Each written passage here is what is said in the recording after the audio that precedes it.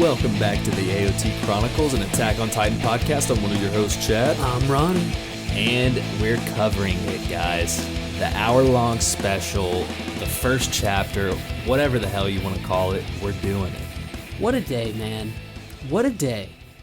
It's been emotional, a roller coaster. The fact that we just went through all of our workday not knowing when this thing was going to actually be posted to Crunchyroll or Hulu. You at one point came up, you lost hope. You lost faith. You came up to me and you said, dude, it might not even be coming out till tomorrow. Who even knows what's going on? Yeah, I did do that. I was scared, man. There was a lot of people, and by a lot of people, I mean the one person that I saw say, I don't believe in Crunchyroll. I feel like they're not going to get this out. There's a lot of people not believing in them. Well, I stayed faithful. We've been having so much fun on our social media at Ronny and Chad. We've just been documenting the whole day. It's just been 24 hours pretty much of Attack on Titan, and we're still not done yet. We're still going. Because we don't know how long it's going to take to record this. I think we decided we're going to do it in 2 episodes because the 2 chapters. Right. So we'll record chapter 1 and put that out, and then chapter 2 will probably come out next day. I would get maybe the day after. We'll see what happens. Yeah, there's a lot of shit in my notes right here, so hopefully I get through it good. Hopefully my notes aren't bad. But Overall thoughts. Overall thoughts is... And I'm even fine, because everyone who's listening to this, they'll still have seen both chapters, so go ahead. Overall thoughts on both chapters. Okay, my initial thought, not even story or anything, the animation was incredible. Yep. And the music and animation was the biggest difference I saw from even the last part, which I thought was really good too, is it just seemed like a film. Yeah, there'd be plenty of times we talk about it, but yeah, you're right. Film quality all over. And by talk about it, I just mean certain moments where I put in my notes, like where it just caught my eye. And I'll just go from story standpoint. I thought Attack on Titan does such a good job of, like, every time a season starts, I feel like we're just at a point where I can't theorize that much. Like, especially coming into this one, it's like, all right, everything's just going to shit. What could they possibly do? And I thought they did enough to add, like, some twist that was, like, made it feel old school Attack on Titan, and that there was something more happening than just utter chaos. It did. Even from the start, the first 5 minutes, which is utter chaos, right? Still a lot more going on. Oh my god, the perfect 5 minutes is really what it was, because it added that other layer of, like, Eren, what is his deal? What is going on? And I don't know. Let's just get right into it. Let's hop in. All right, the initial scene, okay, and we're taking it back to day 1. We get Mikasa saying, I'll see you later, Eren, as she grabs his face in, like, a very kind of romantic / loving, just caring way. We didn't get that in the first episode, though. That was kind of like a... extra? It seemed like just an extra little thing, right? Yeah, I mean, as soon as I saw, like, that first scene in the first episode is just the kind of scene where you're like, well, we're coming back to this at some point, and the fact that we're going to tie up the knot, and we came back, I was immediately, like, just a mess. I was like, oh my god, here we are. Yeah, it's the pilot episode. He wakes up, he's under the tree, that darn beautiful tree, which, by the way, the coordinate looks like the tree too, kind of. And he talks about waking up from a really long dream, and then he goes, no, memories. Okay, well, memories is what we know it to be. And if you remember the first episode, I'm pretty sure Hannes was dying in the first episode. In those memories, you see him getting eaten. Oh, okay. Yeah. So, all the way back to episode 1, there's memories of way into the future. And yeah, she's collecting firewood and asks him, why are you crying? If only the Hannes death was all we had to worry about. I know. My God. And just think about him crying right here. So, that's what I want to ask you. We have 10-year-old Eren crying. Mm-hmm. So I'm guessing he sees a lot of the future. Maybe that's like Ymir. It doesn't even, he has no clue what he saw. I think it's just it's an adrenaline shot of emotions that, like, it's almost like a premonition. Yeah. It would be like if the people say your life flashes before your eyes. Like, you can't actually obviously sit down and be like, oh, well, this part of my life happened, this part of my life happened. but it would just be such an emotion shock that you would just have to start tearing up exactly like he did and just be as confused as he was when he came out of it. So it's literally titled To You 2,000 Years in the Future. Is that Ymir's way of calling out to him, is by sending the memories to him to guide? He's guiding himself, as we see, but is she guiding him to guide himself? Like, it's just such a mind fuck. Yeah, the whole Ymir, dude, that bitch just got to go. Oh, wow. And then that's when we get the sign, Chapter 1, The Rumbling. And that's when I realize we're not under the tree anymore. No. We're way far away from the tree. Because I thought, I was like, oh, Fezzes! Who are these little kids? Halil and Ramzi, two little boys. Instantly, we see one of them's a very familiar face. Literally, last episode, we were introduced to him. I don't even think they said his name last episode. Yeah, matter of fact, I don't think they did at all, because I'd never heard Ramzi before. But they're counting coins, Ronnie. Dude, they got a nice little stash here. They do. They got a good stack. And what are they trying to do? They're just trying to buy a good present. Some good toys. They're just trying to pie a good present, like a pie. Yeah. Just a pie, you know? No, they're not trying to they're trying to seemingly move their entire village out of tents, which just seems like a lofty goal for two children, especially since it seems like one of them is doing all the work and the other one is just kind of like his partner in crime and he doesn't even have a hand. Like, that's we see here that if he keeps doing this, he'll also lose his left hand. So that just means he got caught stealing. We've heard this in other countries before. When you do shit like this, you get your hand chopped off. Yep. We don't see that in America that often. I'm sure it happens, but bro, really, you got it happening? I mean, I'm sure it's happened before. I'm sure it's happened before, but I like how you're like, yeah, you go to the right parts of Gotham City and they're just chopping off hands. But they mention the grandpa, talk about the grandpa getting sad or angry that he keeps doing this. But he's doing it because they live in tents, and during the winter, a lot of them are going to die because they're literally just refugees, just basically thrown out on a plot of land and handed some tents. Yeah, so I guess we're supposed to understand that this is like mountains above the city of, wherever they're all located. Is that kind of what you gathered? Yeah, it's kind of like the non-civilized area. They literally just gave them sticks and stuff and like, go live out there. They're just like clearly off the shore, but then later they're going to say something about how like all the Marleyans fled without telling them. And you just kind of wonder like I don't know how they got around. Or if they fled at all, or they just weren't fast enough and they're all just stomped, which is also a possibility. So yeah, right as they mention, this kid though, he's basically on like a suicide mission. He even tells Halil, he's like, yeah, I don't care if I get my other hand chopped off. He's like, you just got to make sure no matter what happens, you just get the money to the family. So this kid, I think Aaron sees himself a little bit in this kid, and that's kind of why he even goes on what we see later on, his little sad boy phase. But what? It's the sad boy phase to end all sad boy phases. Dude, oh my God. So, all of a sudden, though, right when they talk about that, the ground starts shaking. Okay? This is when you know it's not going to be good. Ugh. People running, birds flying. When you get a whole flock of birds flying like that, it doesn't matter what's happening. Oh, they are not in the V formation. This is not a fly south. This is a fleeing. Yes. And we see all the colossals coming. I'm guessing this is literally right after the end of last episode when they get on shore. And we go back, flashback time. We got Aaron and Marley, his first time in Marley.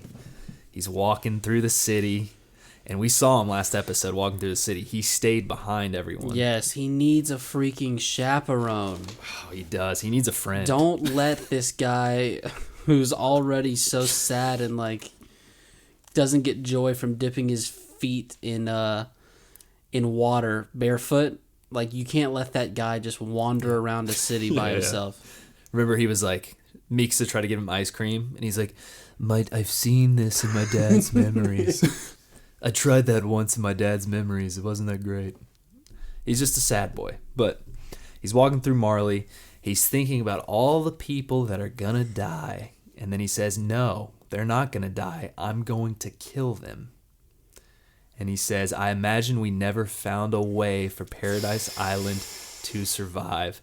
That line right there is the most interesting line of everything he says to me right now, because what that means is that to me, what it sounds like it's meaning is he's saying that his future self never found a way, and that's why he's doing what he's doing. I'll do you one further almost, that now that I'm thinking about it. Do you know, you're better at this stuff than I am, how long from the time that they are here now does he come back? Do you know what I'm saying? Like, they're here now. Mm-hmm. Like, he comes back relatively quickly, right? How many years? What do you mean between? He comes back? They're in Marley now. Right. They all go back, and then he sneaks back over. You mean he sneaks into the war camp and then cuts his own leg off, right? But that's after he comes back, right? He doesn't... No.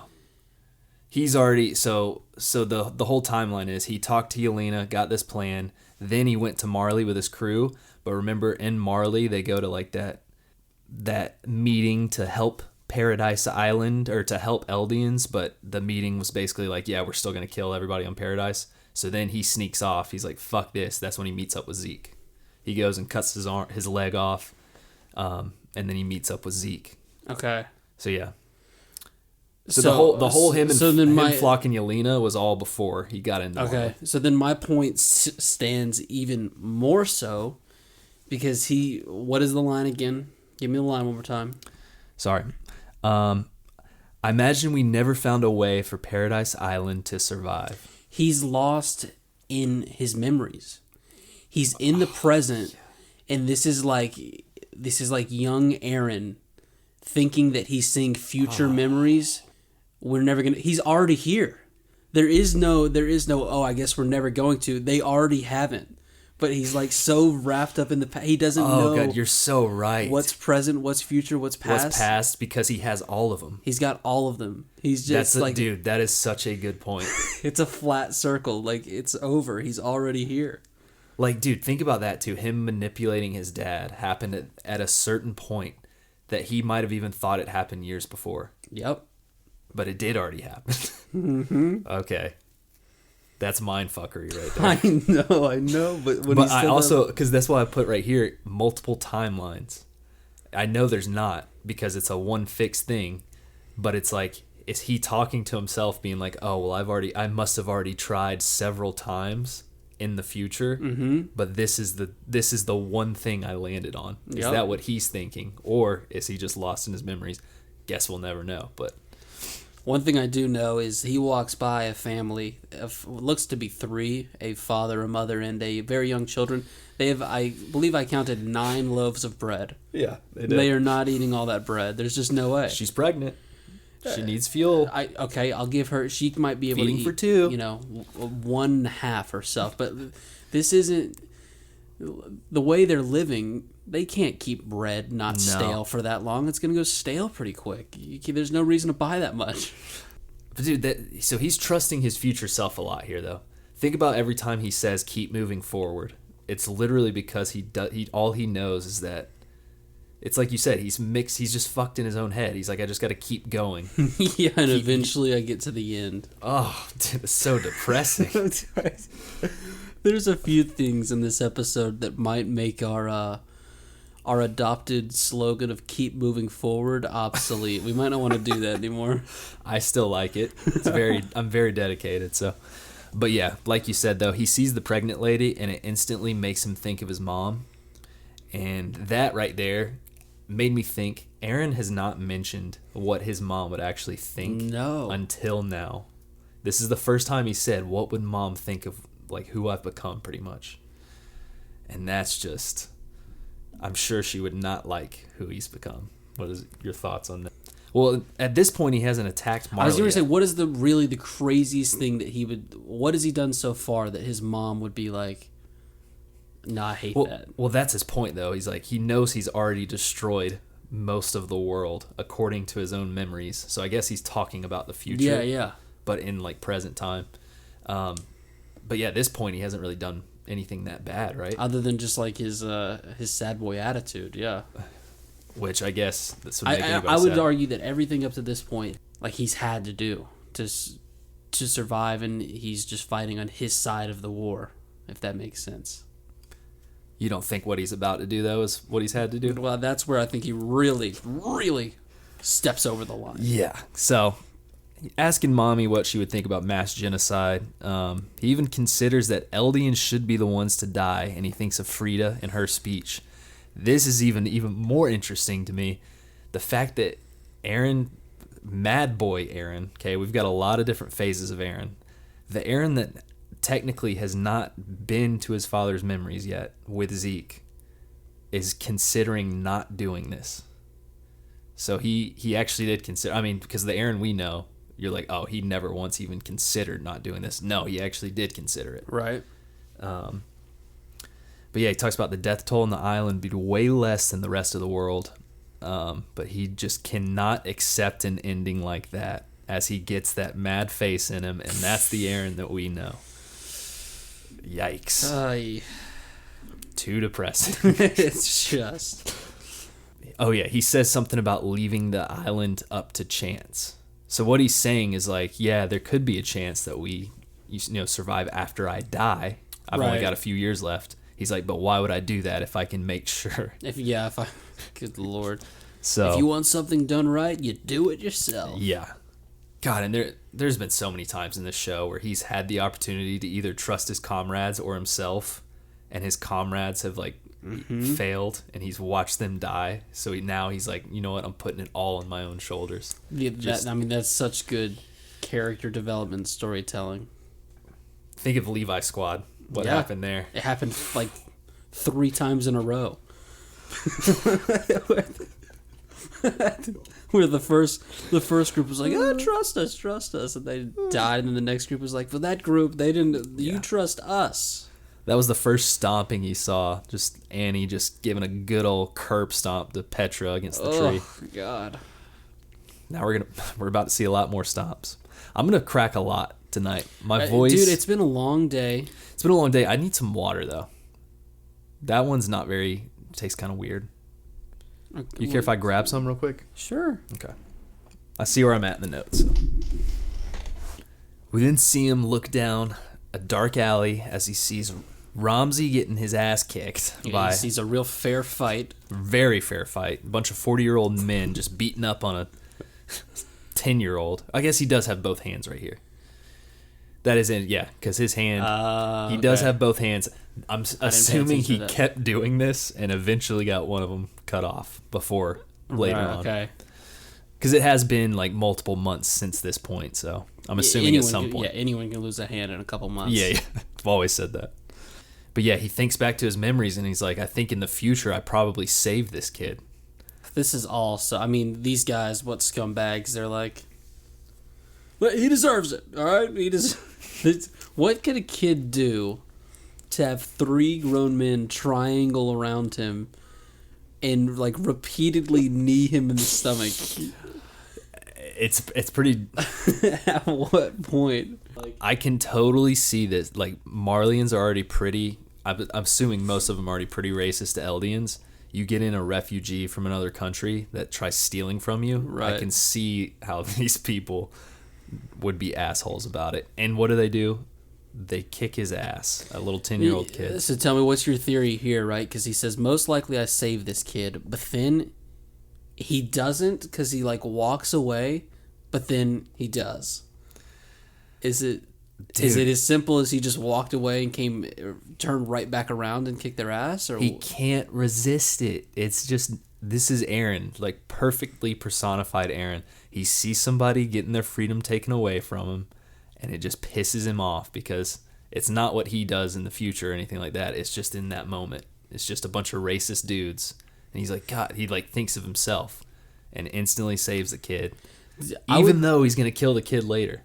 I mean, I understand why they showed it this way, but I also think it would have been really fun to see just Aaron do hand-to-hand combat Like, we know that he knows all the moves and stuff because that's how he fights the Titan, but we haven't seen, like, him actually do it since, like, fighting Annie back in season 1. That is true. I wish we did see that, or if he picked up, like, a crowbar and just to see him, like, use all the different methods he's learned as, like, a Titan fighting in just real life, taking on 3 guys with, you know, no swords or ODM gear. And I can tell you, too, like, 3 dudes that are willing to beat up a 10-year-old kid normally cannot fight a normal person. Yeah. So, yeah, he saves the kid anyways, and then he says, it appears the future doesn't change. So, has he had these moments, like Sasha dying? Was that one of those moments where he was like, fuck, the future doesn't change, she dies anyways? That's what I think it is, because he's got that same angry face on the blimp when she dies. And he does that laugh, that maniacal laugh. Yeah, this show is so great for just, like, rewatching, because you can just play forever this game. When does he start realize what's going on? Obviously, there's the big moment when he kisses Historia's hand in the throne room, or whatever you want to call it. How many of those moments does he keep getting of Hannes dying, Sasha dying, before he just keeps trying to outrun his future but realizes that it's inevitable? Right. God. And then he's like, because he literally says sometime in the future I'm going to kill these people. He doesn't even know when. He just knows the timeline is there in front of him. Then he says, I'm the same as you, Reiner. A half-ass piece of shit.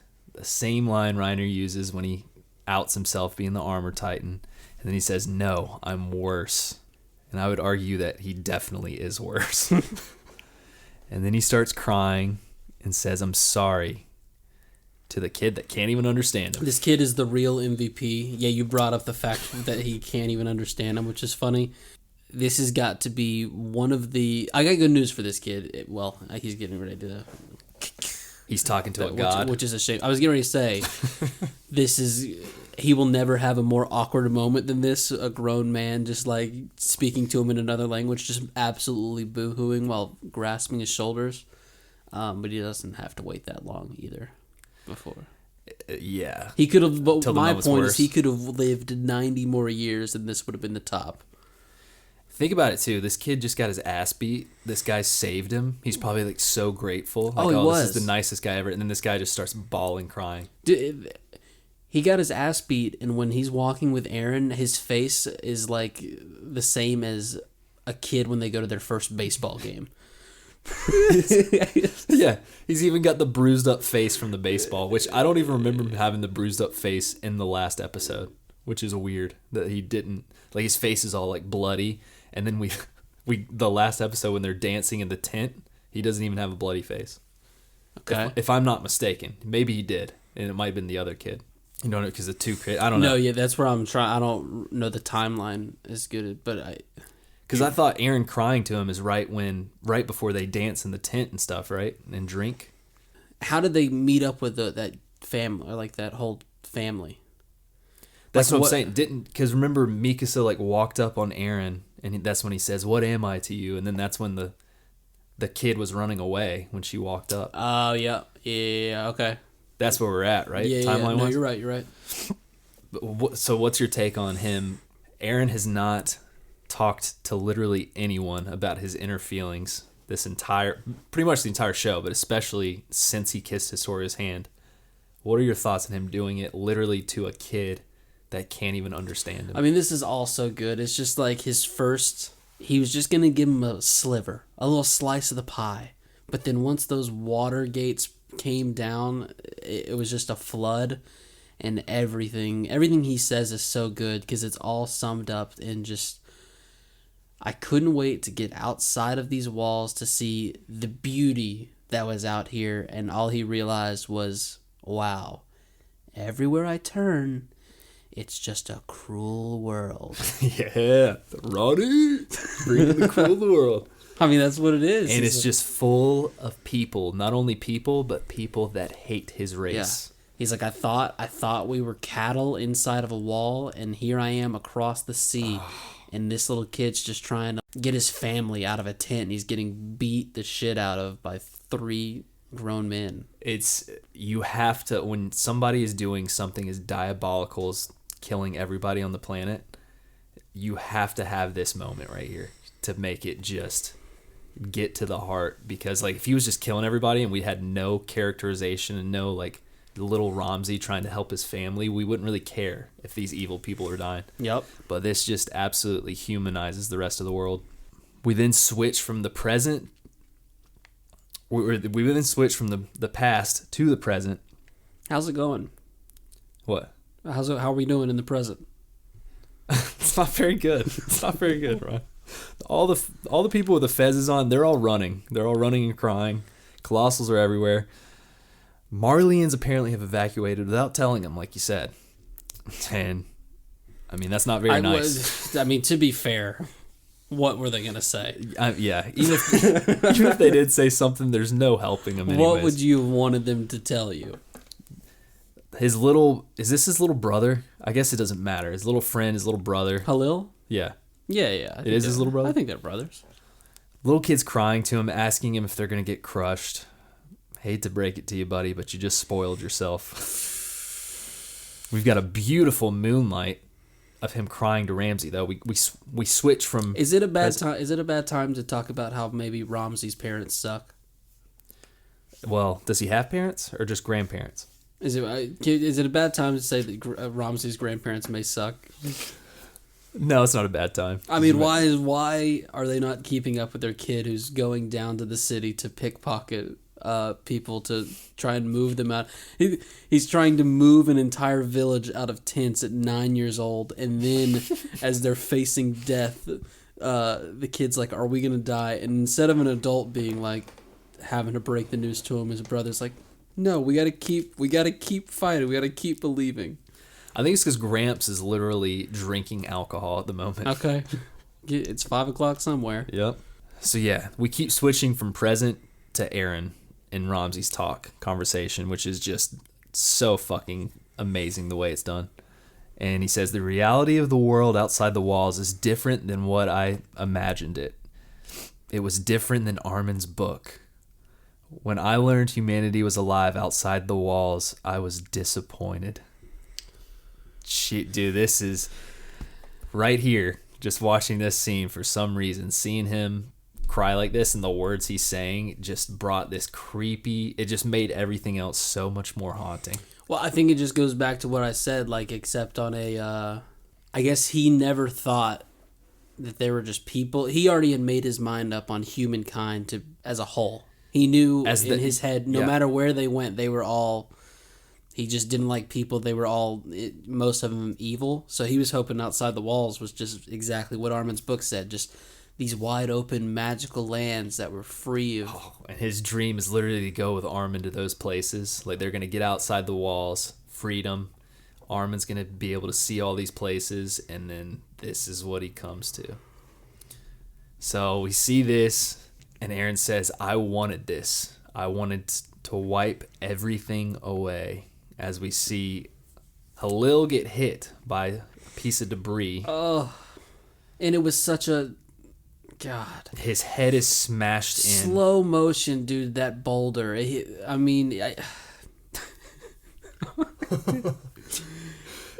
not funny, but It's not funny, but I laugh at past Ronny watching for 10 seconds as that boulder hurled towards that little fez-wearing child. Not only that, but at the same time, sucks even more. The money had fallen. Okay, they went back for the money. I hate to break it to y'all, but the money doesn't mean anything at this point. Okay, no. I know money buys a lot of things, but it's not gonna buy a new head, and that I don't know. Whoa, Chad. Sorry. But yeah, this kid's head gets crushed in. Ramsey's leg is crushed, so he can't move. He's just stuck, staring at his brother's bashed-in skull as he gets stomped on. And I'll say it again, by the way. Bad adult supervision. Well, I mean, what's the adult gonna do in this spot right here? Nothing. But why were they the only two people on a street in this middle of a city or whatever they were at? God. And then we see Ymir in the kid's eyeball, the reflection. She's like watching this happen, and I don't know what to make of that, really. I think she's just there too. Dude, I'm going for this whole, like, based off what we've seen with Aaron, I am just all in on Ymir is the cause of all this. She's a crazy lady who spent 5 million trillion years in the paths building, one colossal that it takes her 27 years to build, and it's taking 2.3 seconds back on Earth. And she's just a sour woman. Now she's got Aaron in her grasp, and she's just working through him. But that makes sense, but kind of. But Aaron's the same way, right? Do they both just want freedom so damn bad that they've collided and this whole entire moment's happened? Well, because Aaron's literally the very first episode. He talks about being cattle in a cage, like behind those walls. We see him right here. He just wanted to get outside of those damn walls, and then this madness happens. I do kind of like your theory though, because later on when we see him and her standing next to each other and the sunken in eye, or the no eyes, showing the no eyes. Dude, it's just so damn depressing. Is this the most important characterization of Aaron right here? Think about how, like, we have not gotten in his head like this in so long. No, it's been a long time, and that's why I feel like that's why I'm trying to explain it. I'm trying to give him the benefit of the doubt and explain it away as, like, he's just in this thing that he can't get out of, because I don't believe that he wants to do this, but also screw him because he's doing it. At a certain point, you got. But that's what he just said. He said, "I wanted this. I wanted to wipe them all away." I agree with you. He didn't want to. He doesn't want to, but he's doing it because that's just his nature. He's such a mad psychopath that he just has to do it. Doesn't even make sense. And then the Colossals keep rumbling. We see them absolutely tear through Liberio. Just devastation. Zeke's grandparents are locked up because of Zeke turning on Marley.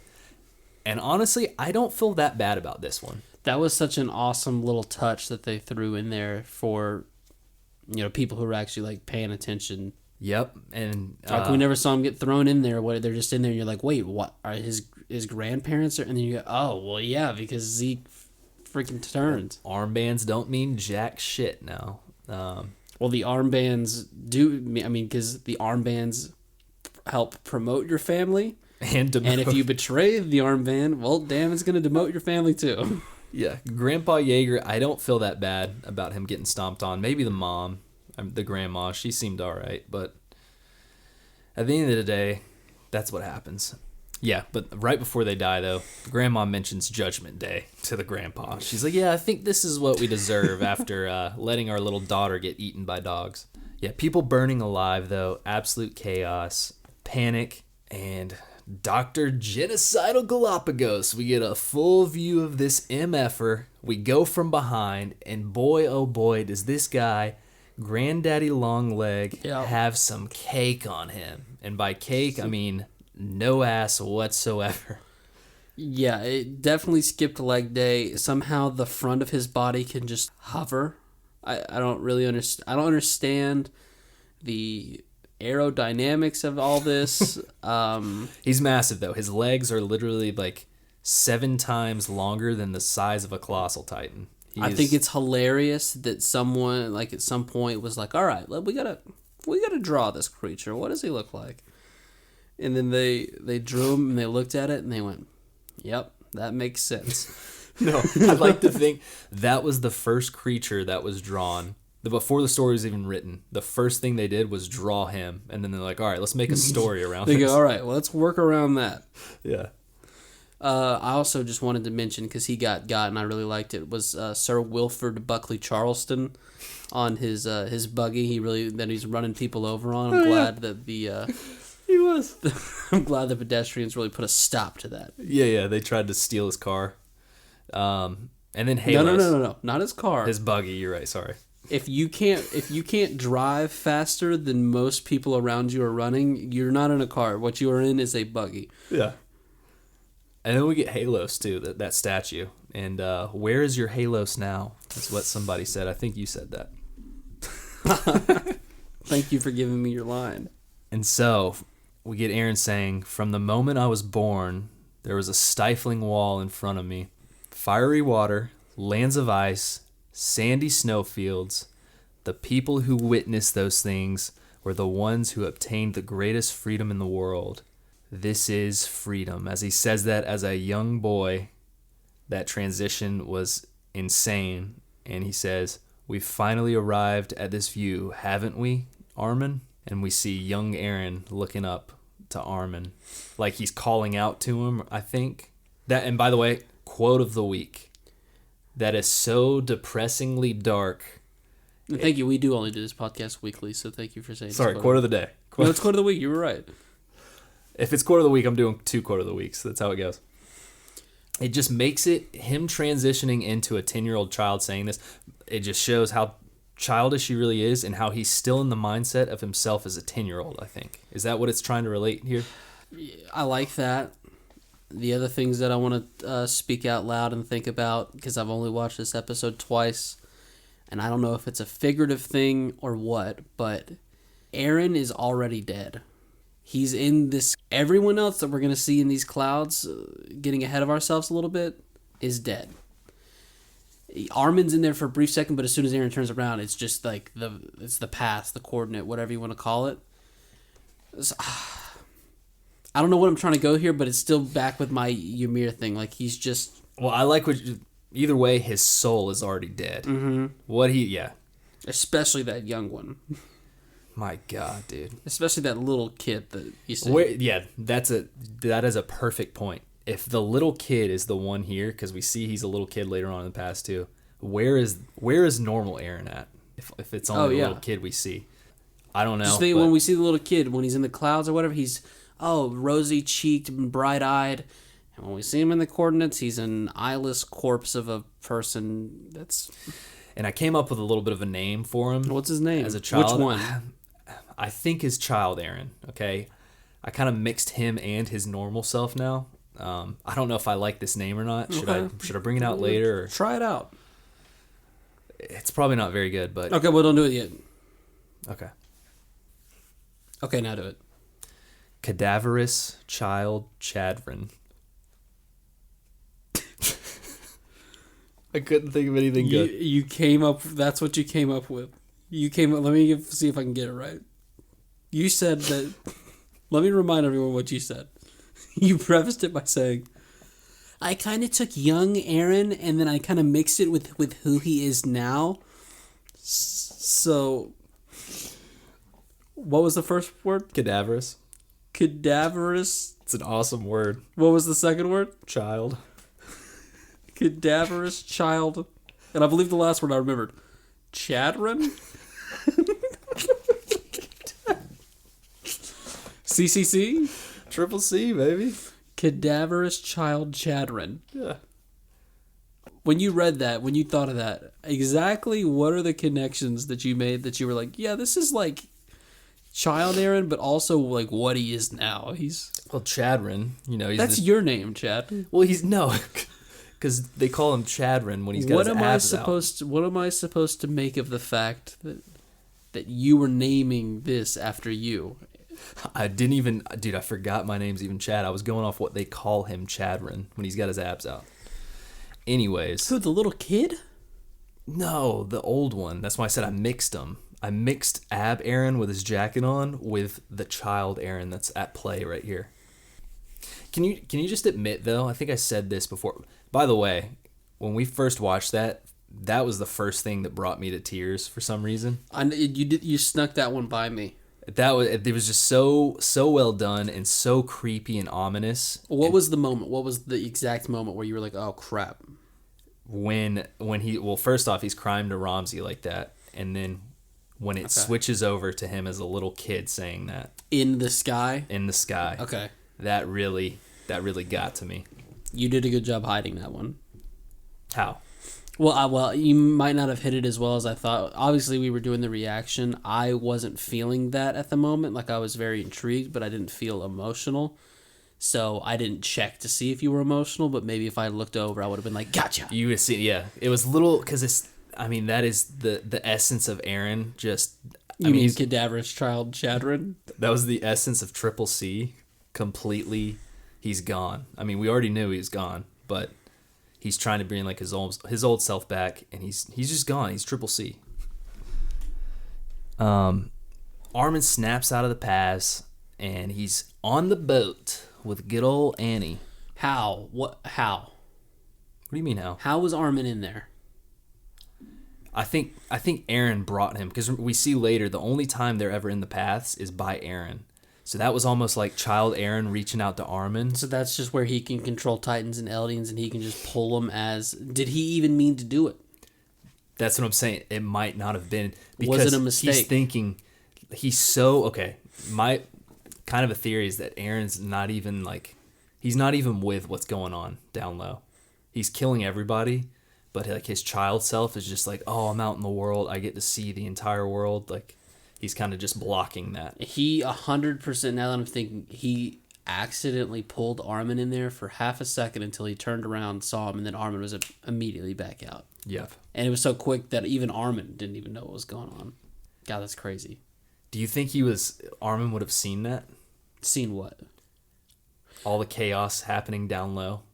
Because he's literally saying this is freedom, while if he just looked down, he would just see a bunch of children and moms and people just getting squashed. So wait, you have the coordinate being like if they just look down below their feet. Well, I'm thinking of him in the sky. That's what I'm thinking of. But I guess. Oh yeah, to me, Armin never even saw the sky. Oh, he was just. I feel like Armin was just realm. in the past the whole time, and I still think that it was like half a second to where he didn't even register what he was. Depressing. The first 10 minutes of this is just pure depression. But we go to the best part. I was of the very episode. wrong about an hour and a half, by the way. Yeah, when you said that, I was like, we have a lot to talk about. If you want, I know you seem very tired. We can just cover. No, the first. dude, you seem tired. No, dude, I'm fucking amped up right now. We're talking about this, dude. What are you talking about? We can record the next one tomorrow if you want. Dude, it sounds like you're trying to make me record it because you're tired. No, I'm not, dude. I'll fucking stay up all night. All right, well, just read the notes, dude. If the next part was out, I'd be doing the next part. It's only 12:35 a.m. Let's go watch the next part. All right, let's go watch Demon Slayer. Then they got a 1 o'clock showing. When does the movie come out? I bet no one knows. Going out on a hunch here, but no one knows. It'll just magically show up somewhere. It is out tonight, by the way. Well, by tonight you mean Saturday, or no? It came out tonight. We could have literally gone to the theater tonight to watch it. Oh, okay. So it's in theaters. It's in theaters. If you want to catch up within the next few days, we can go next weekend. Okay. Yeah, that's easy enough. It's a date. See you there. Do you want to carpool? All I'm saying is you better buy me something nice. Well, I'll get you some. Oh, dude, it's your birthday. It is my birthday. It's your birthday. Do you want to go on your birthday? No. It's a little too much. Well, it's a little too much, and it's a Tuesday. I mean, matinee on my birthday. Yeah. I mean, we can get some panda beforehand. Ooh. All right, so Armin snaps out of it. He's next to Annie, and this is where we see our boy just pull out the Rizzy Stizzy right here. Oh my god. And by Rizzy Stizzy, I mean he doesn't really pull it out that good. He's still a little shy. He's a little emotional. Oh, but it works. It works, but I'll say this. Our boy Falco just came right out and said it. Yeah. Why can't Armin do this? But oh well, this works here. Well, he makes a move here in a second. Well, and I hope you have some in the notes too. I don't know if I have it all, but I think he's partly thinking of her female Titan too. We know how dumped up she is. Yeah, think about it. He's a Titan now. Not Armin. Annie was looking as cute as a piece of pie. I think that's the second time I mentioned pie. I don't know what that tells people about. She was eating pie earlier in the season. Was she? Okay. Remember the pie she was eating? It's 12:38 a.m. in, so I'm thinking about pie. That's usually what happens. It's how the blow-up of 2014 happened. No, dude, this was so cute. And it's amazing how fast, after all the just disaster we were watching for the first 10 minutes, how much I snapped out of it. It was just like grinning like a little schoolboy, just being like, "Aw." Yeah, we just saw Triple C stomping out people, and then now we're just like, oh, little cute school people. Armin and Annie were being awkward around each other on a boat, and I was like, look at these two. So, and then got mad at Annie when she was like, well, thousands of people are dying, and here we are flirting it up. Yeah, she thanks him for talking to her while she was in the rock, the little crystal rock.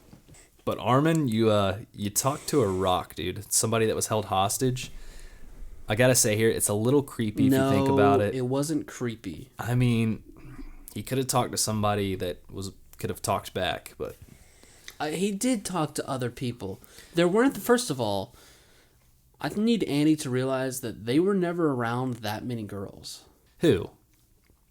Just the gang. You're right. Like, Hitch was there. Who was Armin going to talk to? Hitch? Not a match. Not a match. True. And not Mikasa. We all know she's... Obviously not. Up Aaron's ass. Sasha? Still. No. Mm-mm. I mean, got a good there point. might have been other girls, but I don't know who they were. We never saw them in the show, so... No, there weren't others. But yeah, she even says that. She's like, so there were girls like not held hostage to talk to, right? She says something along those lines. So this is where shit gets good. This is where Armin, he does the move where he acts a little bit cooler than he is. Because he's like, that was never the problem. Like, there were plenty of babes to talk to. Yeah. But then he said, I wanted to see you. And that's when he starts blushing a little bit. And then she starts blushing because she sees him blushing. Yeah, okay? Well, what he needed to do to be as least creepy as possible is, like, say something back about how she used to be before she was on a rock that led him to keep coming back. Yeah. It kind of maybe seems like he fell in love with a rock a little bit. I told you. It's a rock. It's a rock. That's not a rock. She's a boulder. SpongeBob Chronicles coming soon. Armin's going to ride that baby for miles. This shit's just so cute, man. The blushes they give each other. I mean, she even mentions that the world's being trampled in this moment. And well, there's nothing cuter than talking about the world being trampled while you're risen up your lady. Oh my, again, she tries to like put an end to it there. She's like, yeah, people are dying. We can't be doing this right now. And then Armin, this is the Falco moment of it all. I'll give it. It's your part of the episode, so I'll give it to you. Well, she mentions Armin being a good person. And that's why she does that as well. Yeah. And that's when she starts to leave, and he grabs her hand, and he says, "No, don't go." Come on, everyone! Did it not feel like Armin grabbed all of our hands in that moment? It did. And he says, "Don't call me a good person. I've killed thousands and even friends, innocent people. He's a monster too, according to him. But he made a promise to explore the world with Aaron." And by God, is that not going to happen? I just want Armin to know that by knowing that he isn't a good guy, that makes him a pretty good guy. Right. Exactly. That's what makes him a good guy. But wait, Aaron says he knows he's not a good guy. Does that make him a good guy? No, he is a bad, little bit different guy. He said the world is different than what they both dreamed of. And I would agree, but they both have a little bit of a different reaction to it. Armin's not really on a rampage right now. But Armin says, I want to believe that there must still be something beyond the walls that we don't know about. So that's like, I guess Armin's whole thing as a kid too was him reading the book, thinking humanity was done outside the walls, and just being like, oh, I want to go explore the volcanoes, all this stuff. And then he comes to find out, no, everyone already knows about the entire world pretty much. Yeah, not. That's the difference between him and Aaron. Aaron almost just wanted to be away from people and like with his friends and being happy for himself. And Armin was curious. He wanted to go explore whatever it was out there. And even with all these people, Armin would still find somewhere to go explore. Mm-hmm. Then that's when we see, though, when he's saying this, we see Aaron's face looking depressed as fuck. In his Titan, is he in the nape of his Titan, I'm guessing, or? He looks... That's... horrifying. Yeah. I can't figure out where he is. We'll talk about this a little bit in the next chapter. I don't think he's in a nape. And we used to talk about Mad Lad versus Sad Lad, Aaron versus Reiner. Oh, God. What? From the mind of what brought us... what is it? Chivalrous? Canaverous? Child Chadron. wish that people could Wait, have seen cadaverous. Cadaverous. That's What what did you say? Cadaverous. Cadaverous. I wish people could see how disappointed. First of all, you got your hat on. Like, your name is. I don't even know. It's so late. The amount of disappointment that you displayed on your face as you said your own name wrong. Yeah, like I said, though, we used to have Sad Lad versus Mad Lad, Chad Lad. Aaron turned into Chad Lad. Aaron is just now the Sad Lad. I think he's taken over Reiner's spot as the Sad Lad. What do you think about that? Reiner's still pretty sad. I can't... I'm trying to think of I mean, he's definitely a bad lad. He is. I'll give you that. He is a bad lad. I'm trying to think of other things that rhyme with "ad" that describe the kind of lad he is, because it can't be sad lad. Reiner is sad lad. Aaron is so far past that, so we'll have to think about it. It is so sad that these two don't get to grow old together. By the way, that was just a quick note I had. They're best friends. They never had a chance. They never stood a chance. And as soon as Aaron got the Attack Titan, he was dying in 13 years anyways. Oh, you're talking about, okay. I'm talking about him and Aaron. Yeah. They couldn't have a good life. I was still shipping Armin and Annie, so I was like... That's another depressing thing, is that, like, it didn't matter. If Aaron decided to not do what he's doing right now, he was still going to die in a couple years anyways and not be happy and not be with his friends. So he was, like, literally destined to just not be happy. Yeah. It's pretty sucky. It's not great. So yeah, we move on to the next scene. It's now nighttime in Odiha. And I like that they showed us the doggy found some sausage. Dude, that was awesome. He's just like listen, we know you've really been beaten down. Look at this little dog. He hung around when everyone fled and he found himself a little sausage link. You know what's sad though? Don't say it. He's gonna turn into a piece of smushed sausage here in a second. He's pretty fast. He's smaller. He might avoid him. What about the burning and the fires? He got on the boat. Oh, he got on the boat. He got on the boat. Good job. God, good call by you, Ronny. Thank you.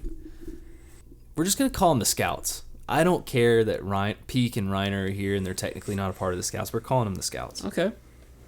Even Anya Capone, he's a part of it now. You know, we're at where the flying boat's being maintained. And they decide, this was just a quick thing here, to put explosives on it. I don't know exactly what explosives they put, but... No, it's weird. When they got there, explosives were wrapped around the ship. Oh, and I don't know if that was some sort of defense mechanism or... That was literally the explosives that Daz and Samuel were trying to blow up the ship with. They stayed... Remember they had the device to blow it up?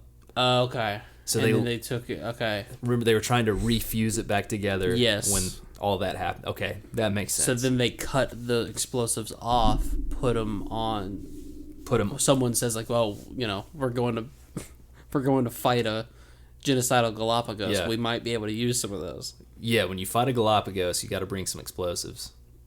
And I wonder too if like this port area, we already know that like they've traded with Hizuru and stuff. Did they have spears here for them to take? I guess that's where the spears came from, the thunder spears. Oh, okay, yeah. Or maybe they were on that huge like battleship thing. Yeah. They had that ship too. So either way, they have at least a few spears and some ODM gear. I don't know if they have any extra gas. Dude, this fight, that's what sucks, man.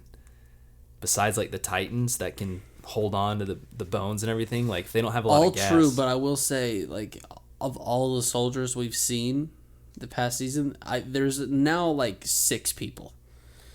So right. All the resources, there's not too many people for all the resources to go a pretty long way. They can use all of it, yeah. Yeah. We cut back to a young Falco who is losing his mind crying. He's crying harder right now than when his brother got fucking incinerated by himself earlier this season, when he found that out. And it's because his family's about to get stomped out. He knows, or they already have been. They probably already have. Probably already have been or about to, according to the information he was just told. Gabby told him that he also looks very much like a chicken when he tightened out, which has got to be a big blow. That's got to be rough for you. You don't want to seem chickeny. I mean, that's got to be one of the first questions when you come out of Titan. You're like, "What was it cool? Was it pretty cool?" And they're like, especially in front of your crush. I mean, come on. Like, you looked a little bit like Foghorn Leghorn. Like, no. And our entire hometown's being stomped. What? He mentions Magath too, though. Yes. Let's go, boy Falco. And because of anytime someone mentions Magath, Keith is automatically there. I automatically mention him because he didn't need the credit. He strolled up. He saw everyone leaving. He could have ran up and been like, "You guys go, I'll stay back." But no, he's too modest, too humble for that. Mm-hmm. So he let him go, and then he walked up on Theo and was like, "Yo, man, I'm here to help." There's nothing they can do, though. He realizes the situation is screwed. So meanwhile, Mikasa's trying to get Annie to train with the new ODM gear. I didn't even think about this. Like, all the new shit, her and Reiner obviously haven't used it. They at least need to do a test run. But she tells Mikasa she's staying behind. Don't worry about it. I would have still taken the gear, though, if I'm staying behind. That gives you something to do, right? Right, Fly but maybe around. when she said did she know when she said that she was staying behind that she was getting on the boat with Azuma Bito? Because if you know you're getting on a boat, then maybe you're like, well, there's not real need for ODM gear. No, I'm saying, like, just for fun. Like, you're going to be bored if you don't have anything to do. Well, but you still can't use it if you're on a boat. You can kind of use it. She's just like launching herself outside of the boat's parameters just to zoom back in. Yeah. There's just like 27 holes in the boat where she keeps coming back and forth. But yeah, she says they were persecuted by the same people they are trying to save, so what's the point? Which she's got a good point here. They were literally in internment zones by the same people they're going out to save. I wouldn't want to. No, but it's also just like, it's not that you're trying to save those people. It's that you're trying to save, I don't know, humankind. It's a good point. It's not a case of like, oh, I can either save those people putting my own life in danger, or I can just go over here and live out the rest of my days. No, they're just going to keep walking the earth until they stop everything. And it helps that the scouts literally went to Marley and got to see a bunch of innocent people and literally the refugee camp. Yeah. They got to have fun and, like, hang out with them, and then it's just like, oh, well, Aaron's killing those people too. Mm-hmm. He's not just killing the bad guys. She says, what's the point? And then she starts staring at Armin, though, from about 50 yards away. So far away. So far away. And somehow she sees the blush, and Mikasa goes, oh, she does the anime. Yeah. Ugh. For someone who has spent the last 80 plus episodes trying to figure out her emotions, she got to the bottom of Annie and Armin in like 2.5 seconds. It was like, oh, wow, really? You two? She catches on to their young, murderous love. Mikasa's the queen of the blush. Oh, yeah. And then she says they're still heading for Eren either way. So is Armin, so. Annie asks again, though, can you kill Eren? And she says, I can't kill him, but I'll bring him back. She still can't. I mean, at this point, you have to, right? What? You have to kill him. Oh, yes. There's no bringing back. Even before what he says later on in the paths, I think you got to kill him. Yes. yes, you definitely have to kill him. And does she still have the scarf? Of yes, course she does. Slay Queen. She has still got that on her. Where do you think she's keeping it? Up in the coochie. Dude. Where else is it? No. Nah, she's probably got it stuffed like in her bra. No. Then where else are you keeping the scarf, Ronny? You don't think that she's got a bag somewhere, dude? Yeah, she's got a Kroger bag that's not blown away. Well, I'm not talking about one of those plastic ones that can be caught up in the wind, but like reusable bags. Reduce, reuse, Dude, recycle. When have you ever seen Mikasa with a bag? A bag of sticks in episode 1. When have you ever seen her padding her breastises? Oh, they look padded. They've gotten bigger since season 1. Yeah, you mean when she was 12?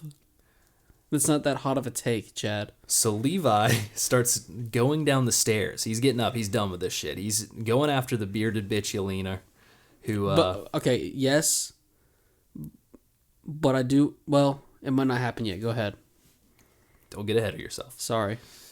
He's going after the bearded bitch Yelena about where Aaron will be headed to next. It's not important at all, especially when it's 1 a.m. and we're an hour into this, but there was the creepy crawlies. Did you see the creepy... I did. What was up with that? Is that just because it kind of looked like Aaron's Titan? I don't know, but it was just like a bunch of insects crawling around, and then all of a sudden we flash back to Yelena. Yeah. Maybe because she's a insect. I don't know. I don't know what they were doing there. I don't know. Yeah, we then flashback though to Yelena talking to Mad Lad Aaron. This is like first declaration of genocide Aaron here. She's explaining to him on a map about the port, all that situation. Of course, Flock is there. You know, he's the fucking right-hand man. What do you call him? He's just hiding in the shadows. What do you call that? Like the number one... Like, remember Thanos had that, sidearm? Sidearm. Thanos had that one dude that could, like, fucking use levitation or whatever. Wow. Chad using a Marvel reference. It's usually the other way around, you dork. What are you doing? Every time I try and do a superhero reference, you're like, oh, okay, Roddy. Well, that's because I only know Thanos. I don't know the guy with the shield and the star on it. She's basically saying, you take out the fleet, it's going to bankrupt them. The island will be safe for decades. But that's not enough for Aaron, okay? He wants the island to be safe for centuries, not decades. He's like, you have a second option. She's like, well, yeah, there is this fort that has a bunch of weapons that if you took that out, then, yeah, you're good forever. You're good forever. It's going to take them so long to rebuild these weapons. An airship research center. So basically, yeah, all of the airships, pretty much all of them. And when he heard the second option, he went, not good enough. Yeah. He looks scary here, too. He's like, he goes like this. He goes, are people still alive in option 2? And she said, well, yeah, you're just destroying weapons in an airship. He goes, not good enough. Yeah. Are people still alive in option? More death. I love, too, how he just looks so fucking angry in this flashback. It's like he's so mad at himself that he has to team up with this chick. Yeah, if Yelena had a sidearm, or a sidekick, I don't know why I'm saying sidearm. That's not right. She does. Anya Capone. Okay, well, if I'm Anya Capone in that moment, I leave that room going, hey, Yelena, I don't think he really seemed that intrigued by either one of those options. We should probably be concerned that he's writing his own little third option. Did you see his face? It looked pretty intense. I was watching him direct, and when you said the thing about Fort Salva, he just rolled his eyes. Yeah, he was literally doing the finger, like, foot stomps on the map, like he was taking out the entire map. He was playing with a tech deck, like...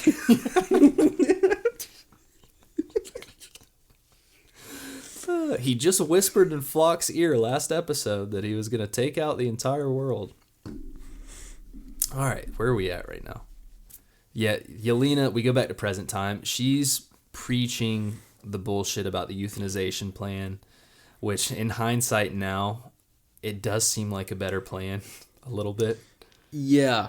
It still sucks. It sucks. It's not a great, it's not. But it's definitely better than what's happening. It doesn't feel perfect. I mean, honestly, of all the plans, it seemed like those two that Yelena had were pretty good. It's crazy that she seems like the sane one now. Yeah. She does. But I mean, she was the sane one then, but then she's still, she's ride or die for Zeke. She's going to ride with him till the very end. Mm-hmm. You think they ever did it? No. No sex? Nope.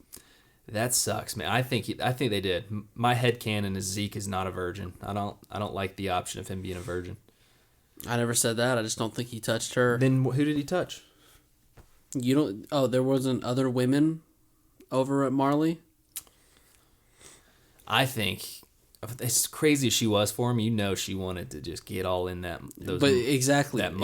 And what do people want? What they can't have. If she's so up in his face like that, he's gonna be like, maybe he let her give like you know how you slowly trickle in, like, oh, here's a smooch, and then she's like, oh, I want more. Trickle in? No, I go all out, brother, and pretty quick too. I trickle in and out, always. Yeah, Hanji isn't having it though. Hanji hears this, and of course she shoulders it all herself. She didn't have it, but she does say, yeah, the euthanization plan, pretty good. She does say that. From what's happening right now, she's like, yeah, that sounds pretty good, which it does. But she does say, though, all the problems that are happening are from me. She's the commander, so she knows she's got to take the blame. Look, that's what a leader does, right? You're right. If a leader doesn't do that, what are they? A fake leader. Not a leader. There you go. Wow. I really took a shot in the dark with that one. So we go to our mechanic crew. I fucking love these guys, dude. Dude, these guys are the biggest glow up of anyone from part 2 to part 3. Dude, what were their names again? Do you remember? Yeah. One was named Ralph Macchio. Ralph Macchio was the other one? What, you talking about the one with the glasses? Yeah. That was Carl. That's right. Yeah, that's actually what I've got here. Ralph Macchio and Carl. Okay, Ralph Macchio and Carl, they're talking to Anya Capone. They're hard at work. They're getting this airship ready. And They are. They're hard at work. I love these dudes.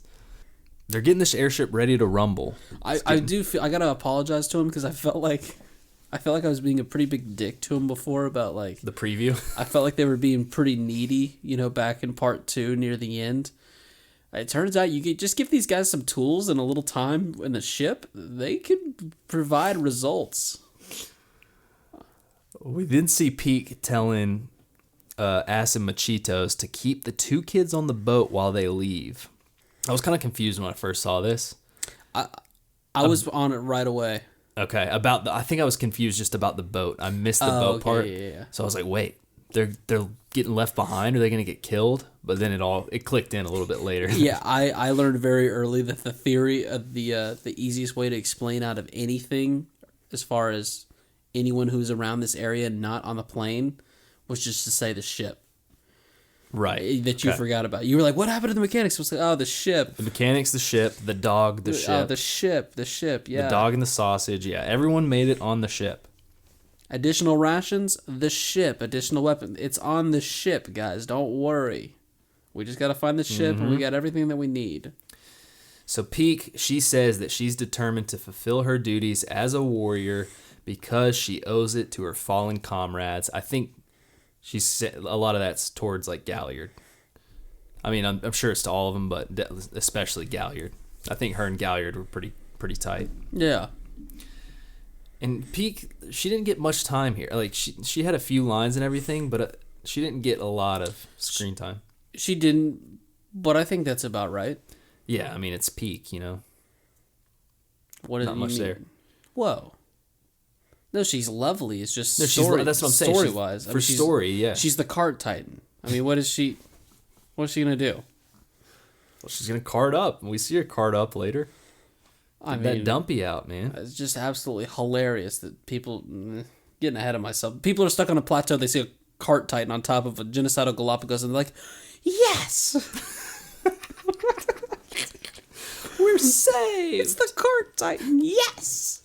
They're like, they've all got binoculars, like trying to look. They got binoculars. They're like, "Yep, she's got provisions in that wagon." I could spot my Peak's ass from a mile away. How far away were they, do you think, right there? You were talking about getting ahead of ourselves at the end? Yeah. I guess his Titan's so big it doesn't matter how far away they were. I feel like pretty far, though. Yeah.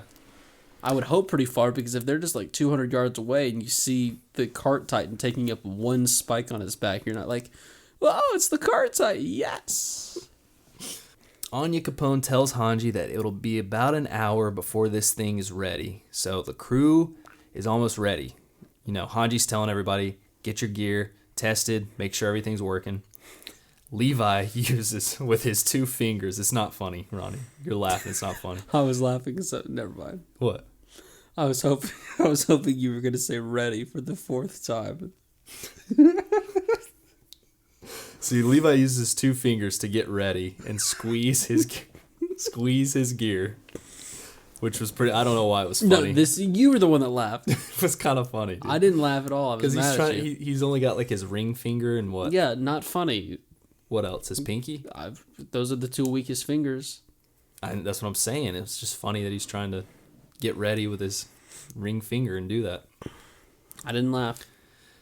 It's sad, though. I mean, it's sad. He's only got a couple fingers left. Can't be both. Poor guy. How's he going to sip his tea in that weird fashion that he always does with only two fingers? So Reiner tells Annie that he's felt guilty this entire time. He's been wanting to tell her this about leaving her and Bertolt. Mm-hmm. And she says she wanted to kill him for it multiple times. She had to stop herself. And then he said, I'm glad you didn't. And we're not buying that. I'm sure he wished that she would have killed him, but they finally hug it out. I thought this was a fucking awesome moment. I thought it was awesome because it's the one, he looks so huge next to her. Well, she is short. She's pretty short. I don't know if I realized how short she was until really this episode next to Reiner. But it was just like, it felt like Big Brother Reiner. It did. It felt like the old Reiner. Season 1 vibes where it's just, he's more mature than everyone. He's helping everyone out. And she's finally forgave him. You could tell, I mean, she's never forgiven him for that. Always been like so stuck up to him. She forgave him. All of our crew, they're getting ready to confront Aaron.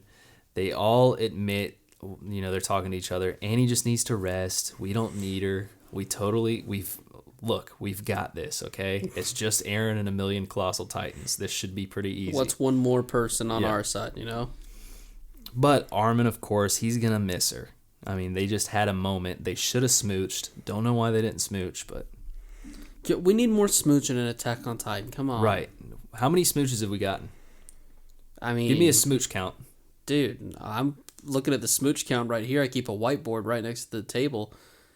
I got less than 5 smooches. Less than 5. Okay. I think you're right on that. Yeah, dude. You can count with Levi. I can count. Dude, you could literally count with Levi's hand right now how many smooches we've had in Attack on Titan, and that's 2, because he's only got 2 fingers. Too few smooches, and for my liking. Yep. So we get a Hanji and Peak scene right here. She asks the Warriors if they'll tag along, which I'm like, what are they going to do at this it's point? So fun, yeah. Yeah. A bit courtesy. I like it, Hanji. Peak admits that Hanji was right, that they need to work together because Commander Magath, it's General now. He literally did this for them. Like, if they don't keep moving forward, then it would be for nothing what he did. And that's when Hanji starts getting all cute and turning into old Hanji, saying, I'd love to ride the Cart Titan sometime, and getting all giddy. And so far, so good. So far, so good. Peak ain't having none of it. Nope, but Peak's not having part of it because Hanji went and chatted it all up, which means making it really weird. It makes it really weird. She gets very giddy and excited, okay? That's the girl Hanji I know. She says, I would love to get on the back of that Cart Titan and feel the heat, and Peak goes, all right. He goes, okay. Oh, man. Yeah, I'm not interested in Peak's Titan form, but I am in her normal form. Levi says, I see your love of Titans is still unrequited. How do you say that word? Requited? Unrequited. I've never heard that word before. That might be what it is. I don't know. And then he calls her Four Eyes. We haven't heard him call her Four Eyes in so long, since she lost her eye, I think. Well, that would be an acceptable time to stop calling her that. Right, but he hasn't done it since then because he probably felt bad, but now he's at the point where he's like, fuck it doesn't matter anymore. Well, we haven't seen, it's been a while, I feel like, since we've seen Crazy Hanji going crazy for Titans. So it was probably that is true, yeah. We're getting Big Brother Reiner, she's doing that, it's reminding Levi of old Hanji. And then that's when she starts getting serious and says, tell me, Levi, do you think they are watching? Would our fallen comrades be proud of us? As he just completely dismisses this because he says, you're starting to sound a lot like him, which we all know, the GOAT Erwin. And it was exactly something Erwin would have said. And this is also such another good part of the episode is because, yes, they're all fighting basically for one cause, but they all kind of have their own reasons. Like, Peak and them are fighting because Magath went out and basically gave them the opportunity. Levi and Hanji, like, they are special because they were together for so long. They're the only ones that are basically fighting for the old school. Because all the old school, they died as soon as the other ones became scout regiments, so it didn't feel like they were ingrained, really, in that part of the scouts. They're like their own scout thing. Dude, they're the last two left of that entire old school class. Mm-hmm. Our crew, they start the fueling process. We've got the mechanics, Anya Capone. They're getting it all fired up, and we see a person in the background walk on over, and it's none other than Flockery Forest, Freedom Founder, Future Flock Forester. I didn't even say that in the proper order. It doesn't matter. Just put all the F's in his name. That's what he is. He comes out of nowhere. He is fucking exhausted. This man, this is my head canon right here. He didn't even grab onto the boat. He swam. Okay. He was swimming as fast as the colossal titans. This guy wanted freedom so bad for his island that he fucking breaststroked all the way to this land. He's here now, and he's so tired that his pistol shot was awful. He missed. I don't even think he even knew that there was... No. This is Flock, Future Founder Forester. He did exactly what... If he had enough energy to muster it up, and Anya Capone was feeling sassy, and he went... Haha, missed me. Flock would have went like this. Flock would have done this. Soaking wet, because for whatever reason he was holding on to a boat for however long and survived. He would have went, or did I? or option 2 that he would have went with, wasn't aiming for you. Yeah. Yeah, Anya Capone, you should have gone for the head. What? Dude, will you chill out over there? So you think he purposely did that? Because no. His shots were all over the place. They were all over the place. He was exhausted. Such a happy accident. Dude, they did so good of showing how exhausted he was. If that makes any sense at all. It was like, I knew as soon as I saw him. Well, I think they did such a good job of showing how exhausted he was because it's complete and utter unbelievable. I will say, I know you're not a Flock fan. He fell. Keep in mind what Flock went through. He was fighting on like the docks forever. Then he fell 50 feet in the air, smacked the water, where I also believe there was like a thunder spear sent down in his general direction, where a boat then exploded. I think I have all this right. And then somehow he mustered up the strength to hold on to a battleship. Well, you're missing what I said though. What if he swam? He could have swam. Also, I do kind of hate this though because he's the reason that what is about to ensue happens. Well, so and also the other point is like if they were on the island of like how can you? Do you think that you can sail from Paradise to another location in like under an hour? You think it's that close? Yeah, they did say that it was like really close. Like when like there wasn't a lot of separation from their island to the continent. I do know that. Yeah. So if he just had to hold on to a boat for 20 minutes, that would about an hour. Okay. He either swam for 15 hours or he held onto the boat for an hour. Someone should animate that. What if You know what is cool though? What if he did just like use his grapple? He still had ODM gear, just like had his grapple on the boat and was just getting dragged. Okay, but how does he breathe? What do you mean breathe? Wait, he wasn't on an inflatable tube back there. What, was he just skidding on the top of the water? Yeah, it's Flock. Yeah, this is fucking annoying though because it's the only reason that you know what happens. He ended up hitting the fuel line. Okay, they thought that he just missed a bunch of his shots. He hit the fuel line, and in the process of that, Mikasa sends a grapple that hits him directly in the fucking Adam's apple. Okay, that's the other hilarious thing that we have to mention. He did not hit the fuel line. I think he hit the fuel tank. That's what I meant. Sorry, fuel tank. Multiple times. There were at least 2 holes that they had to cover up. Dude, imagine if he just didn't... Okay, he got lucky that he hit that. Imagine that you rode on a boat for an hour, getting dragged by it, to try and stop these people, and those are the shots that you put up. Like, imagine if it just didn't hit the fuel tank at all. He did that for He did all that for nothing. But yeah, he hit the fuel tank multiple times, but gets that grapple to the neck was sick. I mean, just straight to the neck. That's my girl, Mikasa. Yeah, out of all people to kill him, it had to be her. Flock says, "Don't do it, please. Everyone on the island will be killed. Our devils." This is where you hate Flock. Oh my God! It's genocide, Chad.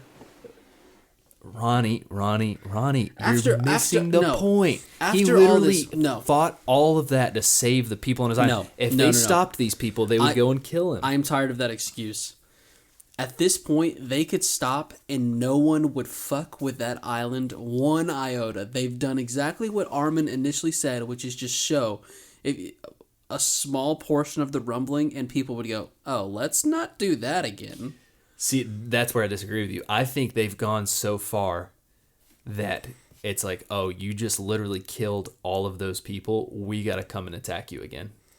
It's either you go all the way. No, that would be the dumbest thing. It would take someone so stupid to be like, all right, you know what? We saw all those Titans. They retreated. Thank you, God. We're going back after them.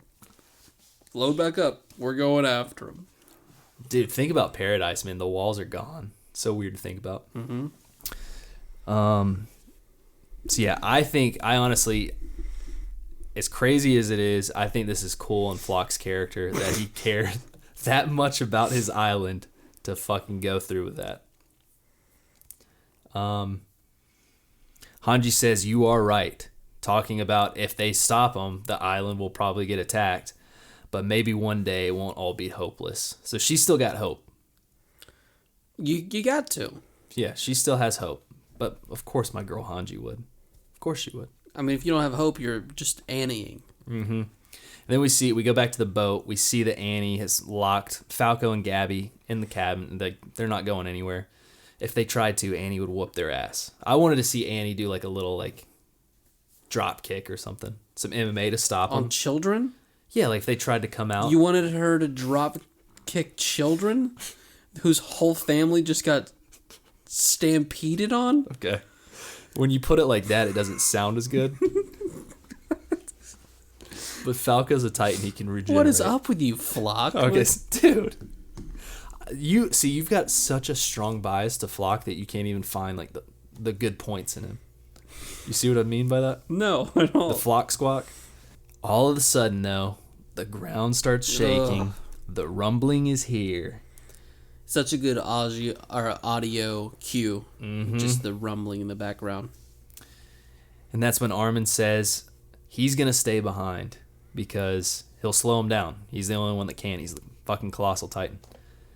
But no, Reiner says, you can't do that. You're the trump card to Eren, which he is. Like, the only person that could do anything is a nuke. Mm-hmm. Armin with a nuke.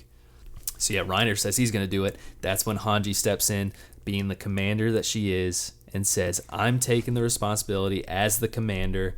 I will stop him. We need you all to go. We can't use any more Titans, which she's got a good point. She's like, we need all the power we can to stop Eren. But yeah. And then the best part of the episode comes. She says, Armin Arlert, I hereby designate you as the 15th commander of the Scout Regiment. So good. Armin fucking Arlert, dude. Did you imagine after episode 5 when Eren gets eaten and the way that Armin just sat there like a little bitch? And it just made it so great. Like it wasn't on anyone else's radar. Like, I don't think anyone else has ever even thought of like who would be next in line. Yeah, you're right. There's no way they've thought about that. Armin definitely hasn't, and the fact that she didn't even she has. No one else had to think about it. She was immediately just like, Armin, you're up. There's no one more suitable than you. I leave everyone in your hands. So, and I could also be wrong. Maybe everyone else except for Armin has thought like, oh yeah, like it should be Armin. Who would it be if it wasn't Armin?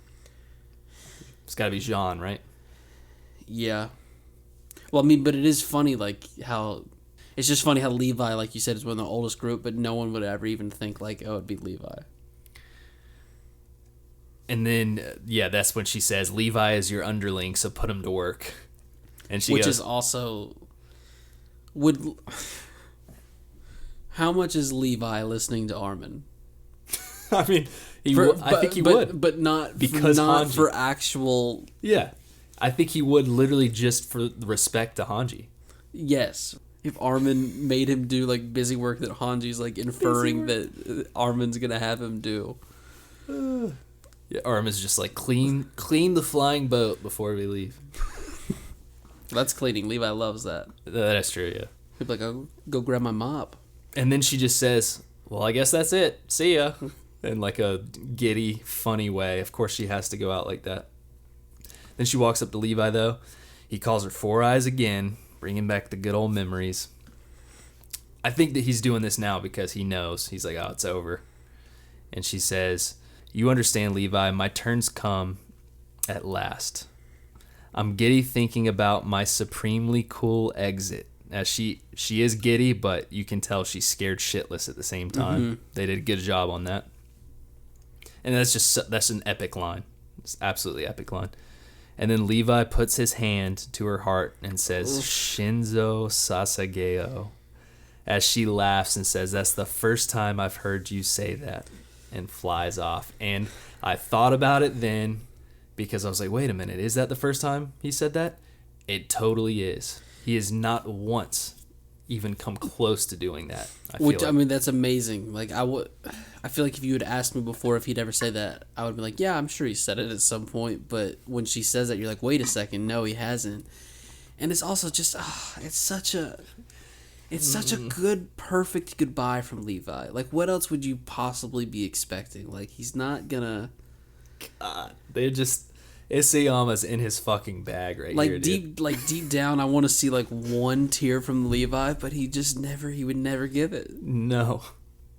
Has he given a tear? No. When Erwin died, he was so close. He was so close, but he didn't. Ugh. So. Beautiful. And then, dude. That's when she flies away. She laughs at it, says that, flies away. And says, Titans are truly marvelous, as she's staring at like these enormous creatures, and it's the only way Hanji could go out is saying something like this and looking at Titans. And when the music hits, dude, season 1, this track, I think it's like Bazaluku or something is the name of it. Send it to me, I need it. I will. It's an amazing track. It's definitely off season 1. It brought back all the memories. And my God, dude, this is where all the feels start coming. Because it's over here. Yeah, I mean, you know it, but taking out Colossal Titan's so much easier than I thought. Like, she actually was able to make a difference, which was good. Well, yeah, she took out probably, like, realistically 5, but she made a bunch of them trip. The domino effect. Yeah.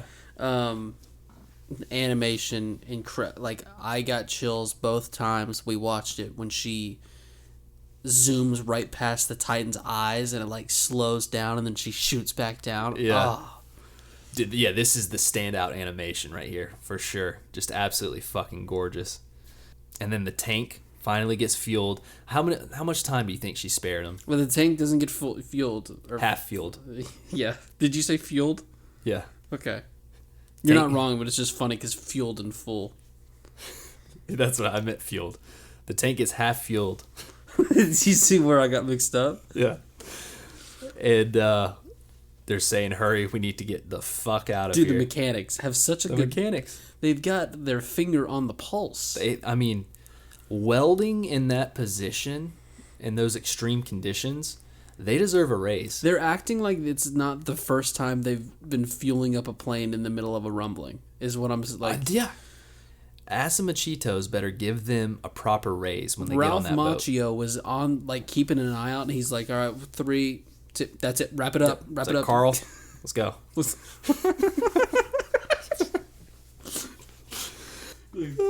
Put a lid on the gas tank, weld that part up, let's get on the boat, we got to get out of here. Mm-hmm. But this is Hanji's final stand. She knows they need more time, and she's giving them the time. It may have only been a few minutes, but it was just enough for them to get that boat into the fucking air. And she cuts up another one, starts catching on fire. God, this is so brutal.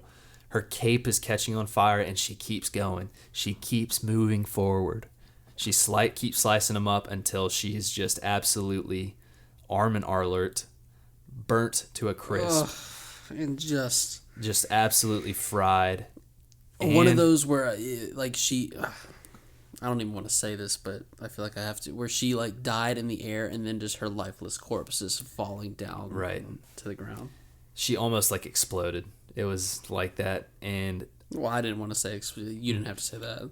A ball of flames just ensued, a sea of flame gulfs. And we get Flock.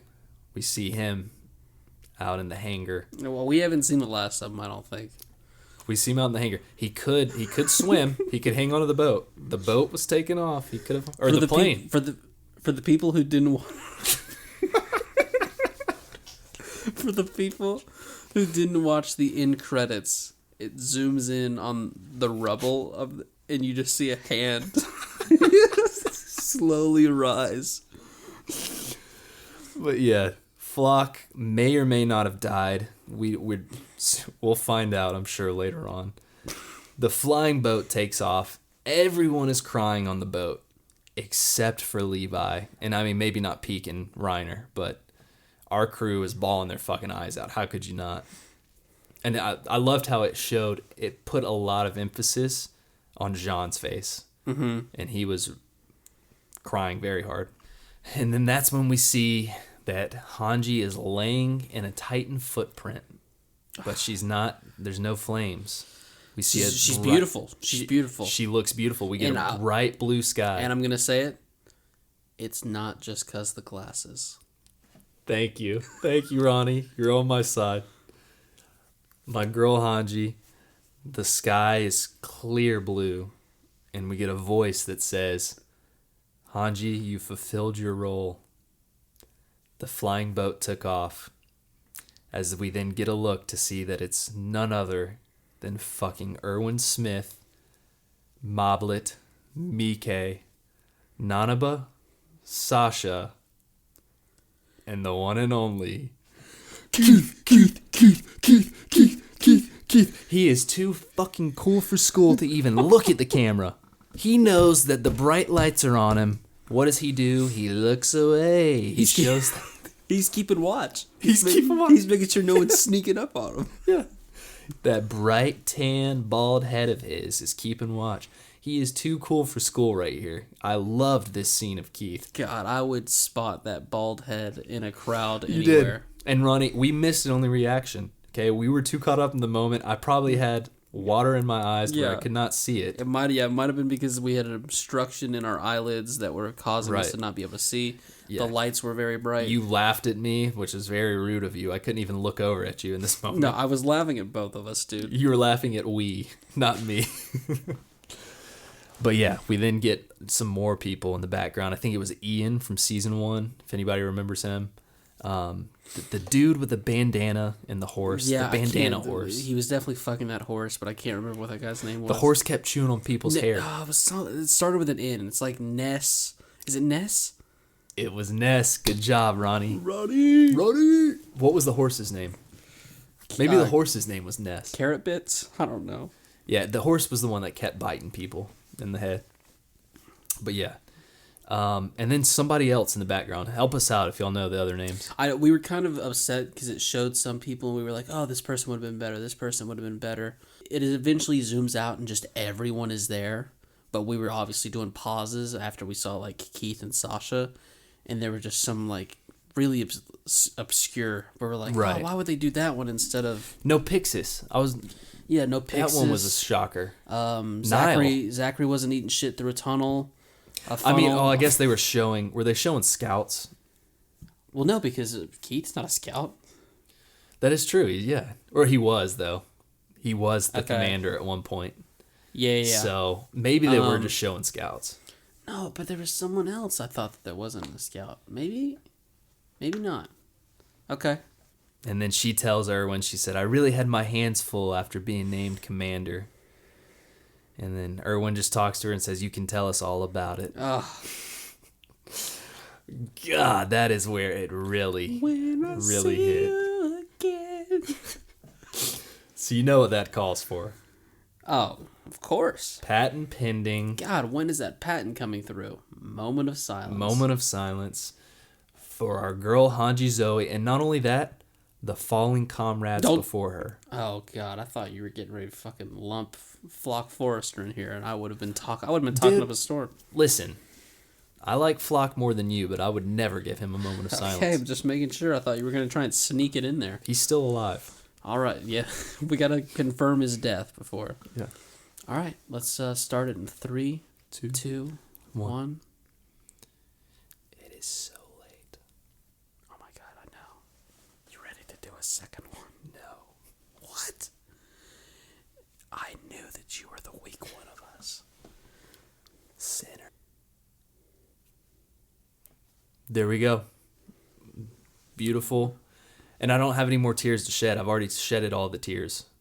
The first two watches. Seriously, anyone who hasn't taken us up on our offer before, go to the YouTube, subscribe, watch Ronnie and Chad cry. Or watch Chad cry. I don't know if you did. I couldn't look at you, Ronnie. You laughed at me, and I thought that was rude of you, but it's fine. I didn't. Quit being so insecure, dude. I'm very insecure. I laughed at both of us because I really, they got us. They freaking got us. They did. I didn't want to cry in front of my friend, Ronnie. I was having a hard time with you because what I had is I had the leaky eye where it got caught right on the bottom eyelid, and I was trying to wipe it off, but there was still moisture, and I felt like I couldn't get the moisture off, so I wiped my eyes like 8 times.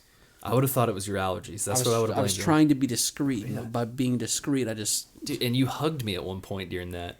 But no. I couldn't even look at you. I hugged you. You were already... Listen, we were discussing this. You were already feeling it. From the moment that Hanji started talking, it was just 5 minutes of me preparing myself for the moment. So I didn't really start tearing up when she was just dying. So when she died... I gave you a hug, and you did not return it in any respectful way at all, because you were trying to evade my eyesight with your tears. But as soon as I saw Erwin and heard his voice, it was like the show came up and slapped me in the face, and then all of a sudden, my eyes were watering. Mm-hmm. Those sneaky little snakes. Oh, dude. So fucking well done. The whole moment with Levi... The way she goes out, it could not have been any better. It really couldn't. It was amazing. And she did exactly what Erwin did. This is what kind of scares me with Armin. Are all the commanders just going to go kamikaze like that? Hope not. It's not a good track record. No. Keith, think about Keith. Yeah, he was just delayed a little bit, but he did it. My God. What an episode. Armin, don't do it. What an episode. We gave it every bit that we had, about an hour and 40 minutes in, and we still got chapter 2. So we'll be talking with you here very soon, I'm sure. Do us a favor and just go support us however you'd like. Today's been very emotional. It's 1:30 a.m. Yeah, just do whatever. It doesn't even matter if the support is literally giving us a like on anything. We'd really appreciate it. Giving us a thumbs up emoji. Yeah. Anything. It makes us feel good. Yeah. God, I don't know how to end it. I feel like this is the first podcast we've ever done. I know how to end it. Tell me. Shinzo Sasageo. Shinzo Sasageo. To you, Hanj. We're ready to fight next go round. I'll meet you in the afterlife, babe. We'll talk with you soon. I've been Ronnie. I've been Chatty. Peace. Peace.